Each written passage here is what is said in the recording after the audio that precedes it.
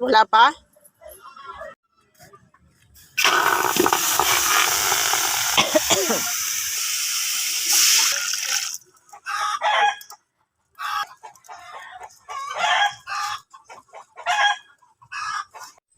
So, ito nga po palang lulutuin ko ay nilagang manok. So, naglagay na ako dyan ng asin at paminta.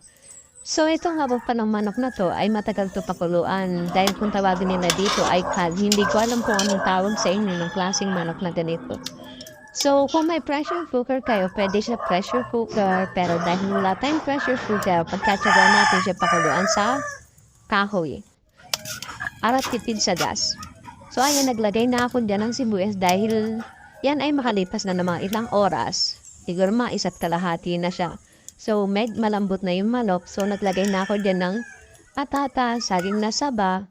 So, naghahanap sana ako ng mais kaso wala ko nahanap. So, yun na lang kung anong available, yun na lang dinamit ko. And then, nilagay ko na yung repolyo. So, nung matapos dahil nabubusin na ako ng kahoy, nilipat ko siya sa stainless para dito pagpatuloy lutuin. Dahil meron pa akong natitirang gulay. Ayan, so hinahantay ko na lang siyang pakuluan and ready to eat.